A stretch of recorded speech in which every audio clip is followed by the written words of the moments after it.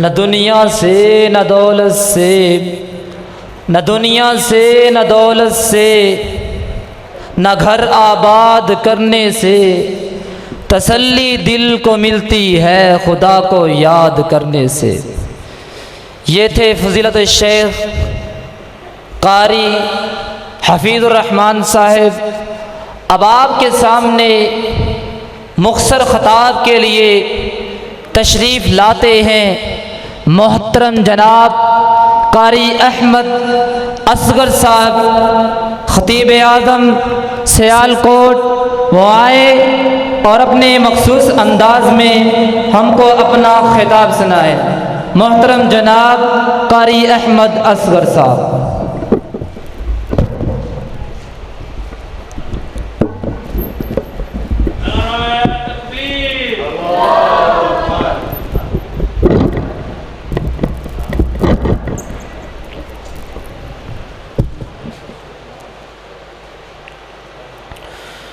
السلام علیکم ورحمۃ اللہ وبرکاتہ۔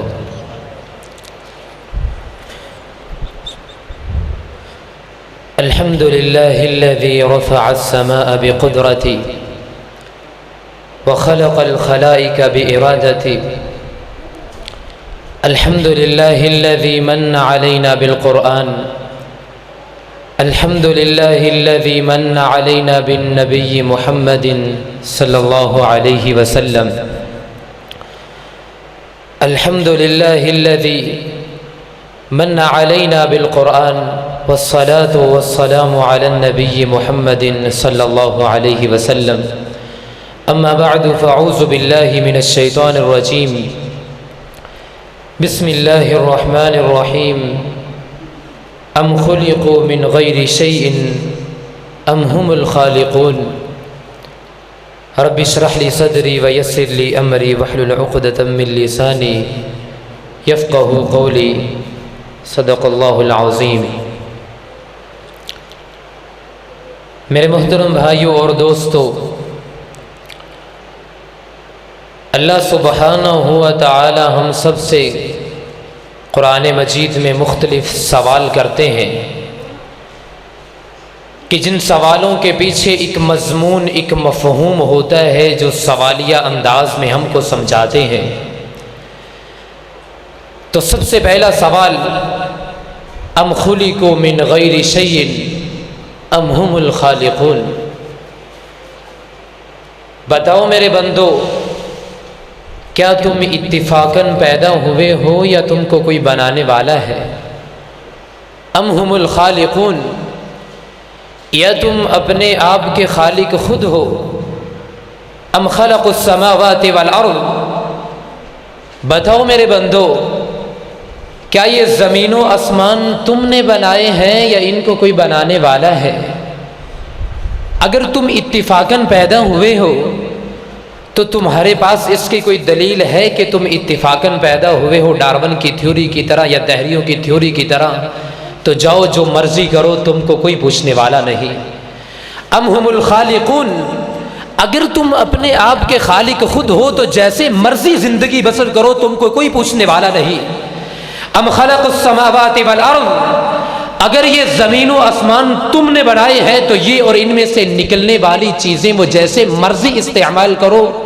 تم کو کوئی پوچھنے والا نہیں۔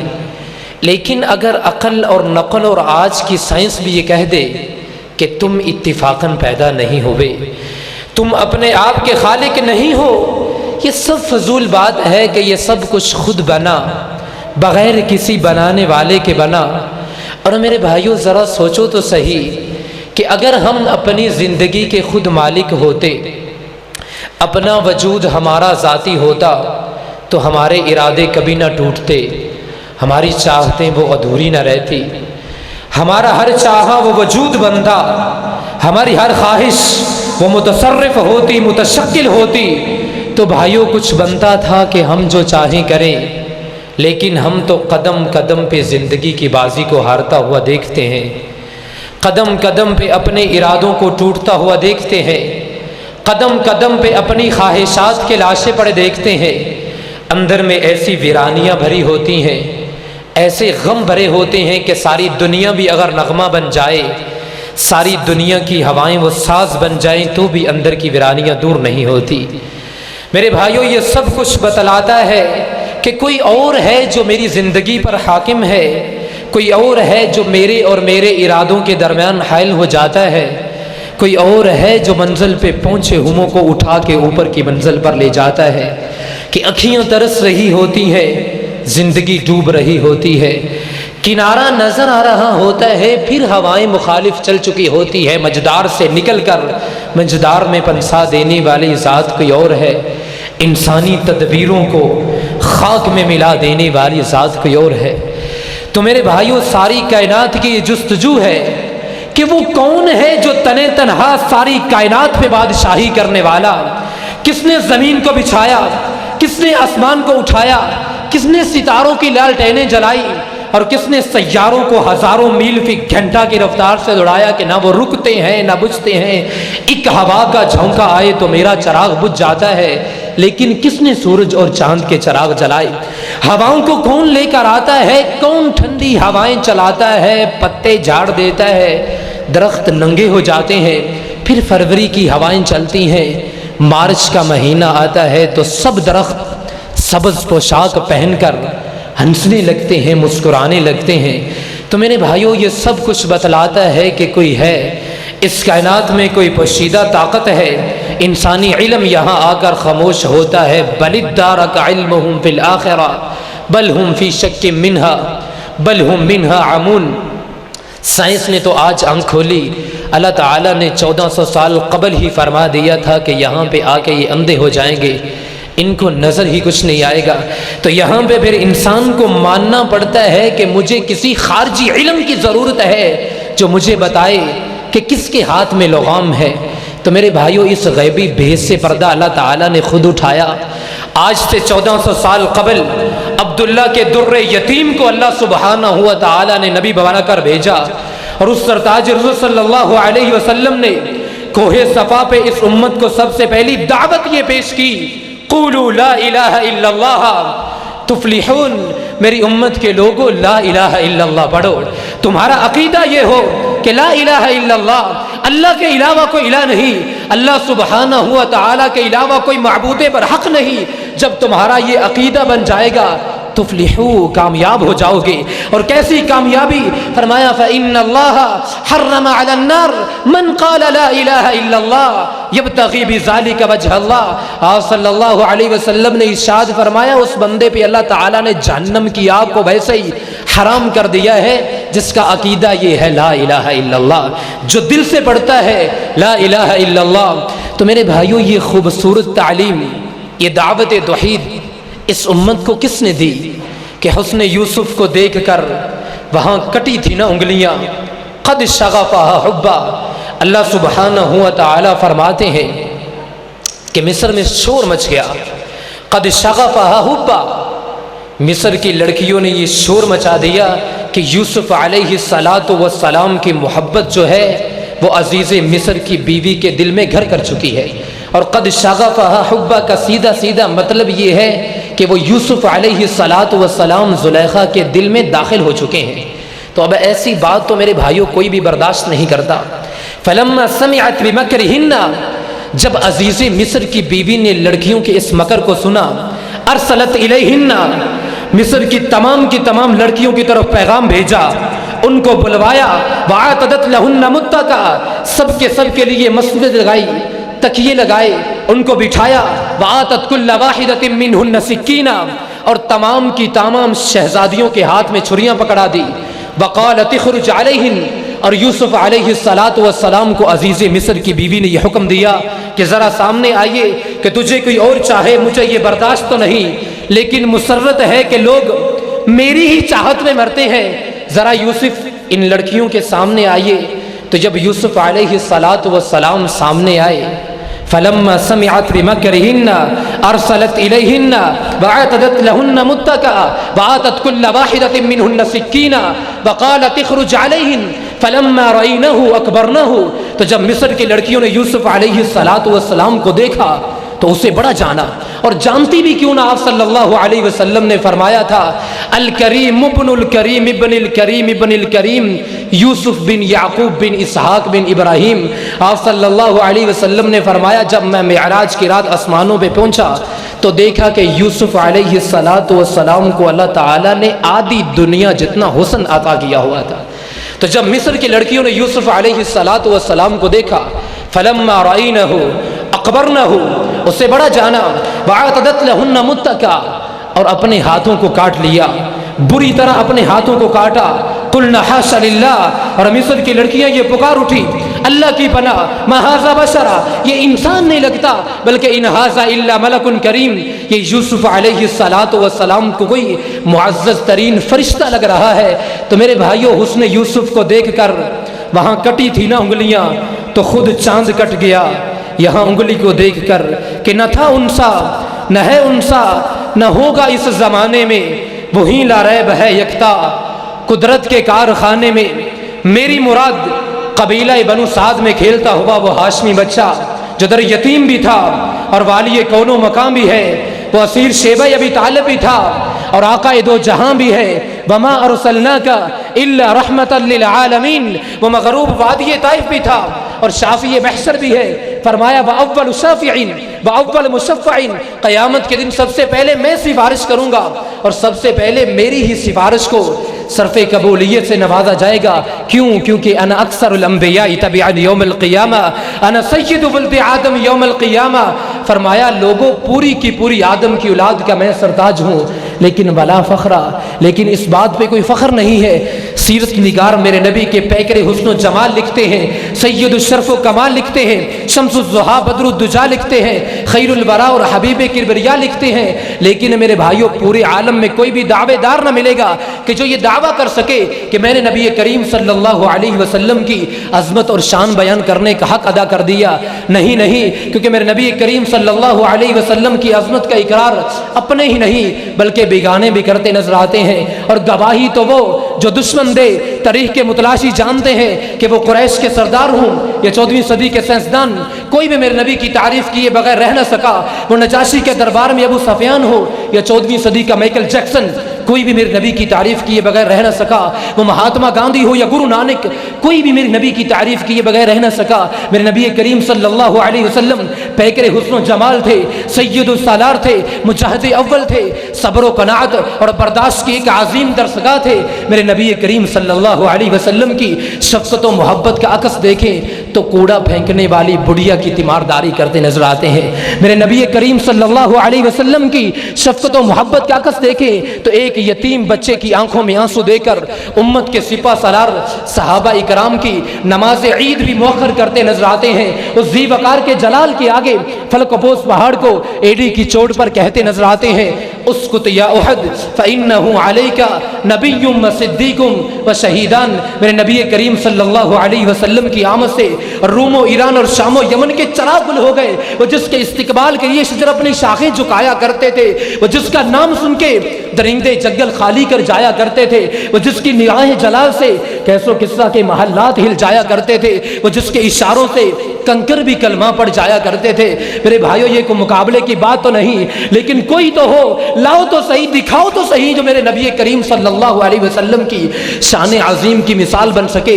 کوئی تو ہو جو رفعت اور بلندی میں سرتاج صلی اللہ علیہ وسلم کا مقابلہ کر سکے۔ کوئی تو ہو کہ جس کے پسینے کی خوشبو کستوری اور عنبر سے بالا تر ہو۔ کوئی تو ہو کہ جسے رب ذوالجلال نے سدرۃ المنتہا پر بلایا ہو۔ ساتوں آسمانوں کے اوپر پہنچنے والی کو ذات ہے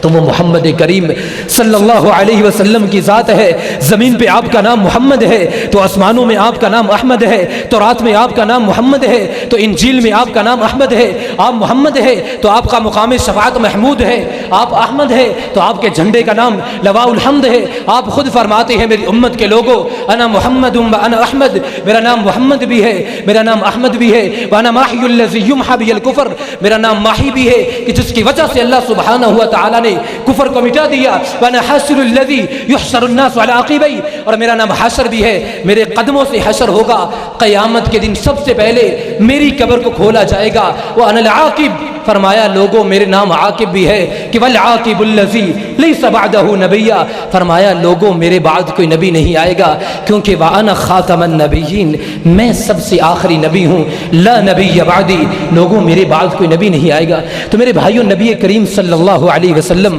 ہمارے لیے کیا پیغام لے کر آئے؟ قل انما یوحا الی انما الہکم الہ واحد، فرمایا لوگوں میرے اوپر یہی وحی اتاری گئی کہ تمہارا مالک ایک مالک ہے، تمہارا خالق ایک خالق ہے، اسی کی بندگی کرو، اسی کی پوجا کرو۔ اللہ الذی رفع السماوات والارض، وہ رب تعالی ہے جس نے آسمان کو اٹھایا ہے، هو الذی جعل لکم الارض ذلولا، وہ رب تعالی ہے جس نے زمین کو بغیر بلڈوزر کے بچھایا ہے، والجبال ارساها، پہاڑوں کو گاڑا ہے، فسادت اودیۃ بقدرها، وہ رب تعالی ہے جس نے پانیوں کو بہایا ہے، ھذا عذب فرات سائغ شرابه، میٹھے پانی کے جسم الگ، وھذا ملح اجاج، کڑوے پانی کے جسم الگ، ومن کل تاکلون لحما طریا، وہ رب تعالی ہی ہے جو ان پانیوں کے اندر سے خوبصورت مچھلیوں کو پیدا کرنے والا ہے، میٹھے پانی کی مچھلی الگ، کڑوے پانی کی مچھلی الگ، ومن کل تاکلون لحما طریا، وہ رب تعالی ہے جس نے زمین کا فرش بچھایا، آسمان کو اٹھایا، والارض بعد ذلك دہاها، اور آسمان کو اٹھایا، فرشوں کو گاڑا، سمندروں کو گاڑا، اور اس کے بعد اللہ سبحانہ و تعالی فرماتے ہیں تمہارے لیے رب تعالی نے درختوں کو خوبصورت وجود بخشا، وانبتنا فيها حبا وعنبا وكسبا وزيتونا ونخلا وحدائق غلبا وفاكهة وابا، وہ رب تعالی ہے کہ جس نے گندم کو، پھل کو، پھول کو، کھجور کو وجود بخشا، تمہارے جانوروں کے لیے چارے کو وجود بخشا، وہ رب تعالی ہے جو بے جان لکڑی کے اندر سے میٹھا آم نکالتا ہے، سفید امرود نکالتا ہے، انار کی طرف دیکھو کہ جس کا ایک ایک دانہ میرے اللہ کی وحدانیت پر پکار پکار کر گواہی دے رہا ہے کہ قل هو اللہ احد، اللہ جیسا کوئی ہے ہی نہیں، لیس کمثلہ شیء، کہ اس رب تعالیٰ کی تعریف کا حق ادا ہی نہیں کر سکتا، کہ اس رب تعالیٰ کی ذات کا احاطہ کر ہی نہیں سکتا۔ اللہ الصمد لم یلد ولم یولد ولم یکن لہ کفوا احد۔ تو میرے بھائیوں ان آیات میں اللہ تعالیٰ ہمارا ایک ذہن بناتے ہیں کہ میرے بندو اس زمین و آسمان میں، اس عرش و فرش پر ایک اللہ وحدہ لا شریک کی حکومت ہے، ایک ہی شہنشاہ بادشاہ کی حکمرانی ہے، اور یہاں صرف اللہ کا سکہ چلتا ہے، باقی جس چیز کا نام مخلوق ہے وہ انسان ہو، جن ہو، درندے ہوں، بھیڑیے ہوں، جانور ہوں، ایک مچھر سے لے کے ہاتھی تک، میرے رب کا فیصلہ یہی ہے کہ لا یملکون لانفسہم ذرا ولا نفعا ولا یملکون موتا ولا حیاتا ولا نشورا، کہ میرے بندو جو بنا ہو وہ نہ کسی کو نقصان دے سکتا ہے خالق بنانے والے کے بغیر، نہ کسی کو نفع دے سکتا ہے خالق بنانے والے کے بغیر، نہ کسی سے زندگی پر قادر ہے خالق کے چاہے بغیر، نہ کسی کو موت دے سکتا ہے خالق کے چاہے بغیر، کہ مخلوق جو بنی یہ خالق بنانے والے کی محتاج، اللہ خالق وہ کسی سے بنا ہوا نہ، ولم یولد کوئی اس سے پیدا ہوا نہ، لم یلد ولم یولد کوئی اس کا شریک بن گیا ہو، نہیں کوئی نہیں، الملک لا شریک لک کوئی اس کے علاوہ الہ بن گیا ہو، نہیں وَإِلَٰهُكُمْ إِلَٰهٌ وَاحِدٌ، کوئی نہیں ہے، اللہ سبحانہ و تعالی ہی مالک الملک اور وحدہ لا شریک مالک ہے۔ تو ممکن ہے کوئی ہو، تو اللہ تعالیٰ دلیل دیتے ہیں کہ میرے بندو اگر کوئی ہوتا میرے سوا تو اذا لذهب كل الہ بما خلق، اگر کوئی ہوتا تو میرے مقابلے میں آتا، کبھی میں جیتا، کبھی وہ ہارتا، کبھی وہ جیتا، کبھی میں ہارتا، کہ اذا لذهب كل الہ بما خلق، ہر خالق اپنی مخلوق کو لے کے الگ ہو جاتا، اور پھر وَلَعَلَ بَعْضُهُمْ عَلَى بَعْضٍ، وہ ایک دوسرے کے اوپر چڑھائی کرتی اور یہ نظام کائنات ٹوٹ کے رہ جاتا۔ لیکن میرے بندو ما ترى فی خلق الرحمن من تفاوت، تم رحمان کی تخلیق نقص نہ پاؤ گے کہ دو طاقتیں جب پروان چڑھتی ہے تو ٹکرائے بغیر رہ نہیں سکتی، یہی دنیا کا دستور ہے۔ لیکن میرے بندو بتاؤ تو صحیح کہ امن خلق السماوات والارض، وہ کون ہے جس نے آسمانوں اور زمین کو بنایا، وانزل لکم من السماء ماء، اور وہ کون ہے جس نے آسمانوں سے بارشیں برسائی، فانبتنا به حدائق ذات بہجہ، رب تعالیٰ فرماتے ہیں میرے بندو ہم نے ہی تو تمہارے لیے سرسبز شاداب باغات اگائے، کہ ما کان لکم ان تنبتوا شجرہا، ایک درخت اگانا بھی تمہارے بس کی بات نہ تھی۔ الہ مع اللہ، پھر بھی اللہ کے علاوہ کسی اور کو پکارتے ہو، بل ہم قوم یعدلون بل اکثرہم لا یعلمون قلیلا ما تذکرون، تعالی اللہ عما یشرکون، کہ وہ رب تعالیٰ بلند ہے اس چیز سے جو یہ لوگ شرک کر رہے ہیں، کہ وہ تو ساتوں آسمان کے اوپر سے یدبر الامر من السماء الى الارض، ساتوں آسمان کے اوپر سے حکم کو چلاتا چلا جاتا ہے تحت الثری تک، یتنزل الامر بینہن، زمین و آسمان کے درمیان میں حکم کو چلاتا چلا جاتا ہے۔ وَأَوْحَى رَبُّكَ إِلَى النَّحْلِ أَنِ اتَّخِذِ مِنَ الْجِبَالِ بُيُوتًا، شہد کے لیے مکھیوں کو الگ حکم دیتا ہے، من بین فرث ودم لبنا خالصا، خالص دودھ کے لیے جانوروں کو الگ حکم دیتا ہے۔ وَلَقَدْ زَيَّنَّا السَّمَاءَ الدُّنْيَا بِمَصَابِيحَ، ستاروں کو الگ حکم دیتا ہے۔ تو میرے بھائیوں وہ ایک ہے اپنی وحدہ لا شریک ذات کے ساتھ، اور اس کائنات میں 1.25 لاکھ نبی یہی پیغام لے کر آئے، قل انما یوحا الی انما الہکم الہ واحد، فرمایا لوگو تمہارا مالک ایک مالک ہے، تمہارا خالق ایک خالق ہے، اسی کی بندگی کرو،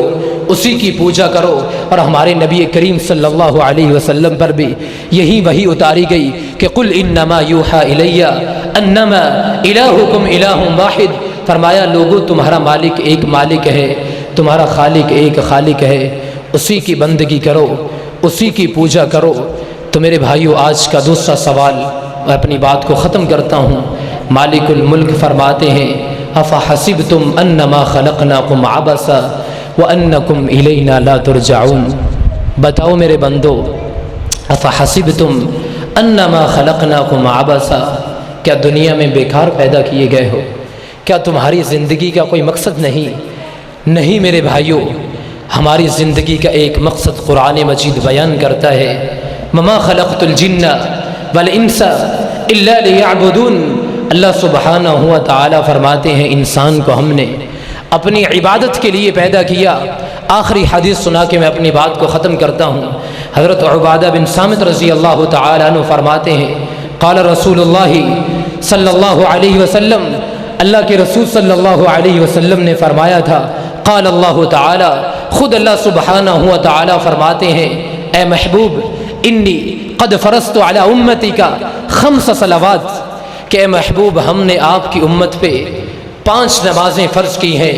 فمن وفا بہن علی وضوئہن ومواقیتہن ورکوعہن وسجودہن،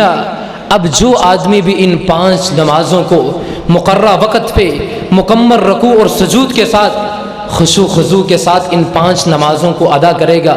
تو اللہ سبحانہ و تعالی فرماتے ہیں فإن له عندي بهن عهدا، اللہ سبحانہ و تعالی کا اس بندے سے وعدہ یہ ہے کہ ان ادخل بهن الجنہ، ضرور بے ضرور اللہ سبحانہ و تعالی اپنے اس بندے کو جنت میں داخل کریں گے۔ مالک الملک سے دعا ہے کہ اللہ سبحانہ و تعالی ہم سب کو شرک سے محفوظ فرمائے، عقیدہ توحید ادا فرمائے، مرتے وقت بھی ہمارے زبانوں پہ کلمہ جاری فرمائے، اور مالک الملک ہم سب کو ان 5 نمازوں کی حفاظت کرنے کی توفیق عطا فرمائے۔ مالک الملک سے دعا ہے کہ جس طرح آج اس کے گھر میں جمع ہے، اللہ سبحانہ و تعالی ہم سب کو جنت الفردوس میں جمع فرمائے۔ ربنا آتنا فی الدنیا حسنہ وفی الآخرۃ حسنہ وقنا عذاب النار۔ سبحان ربک رب العزۃ عما یصفون، سلام علی المرسلین، الحمد للہ رب العالمین۔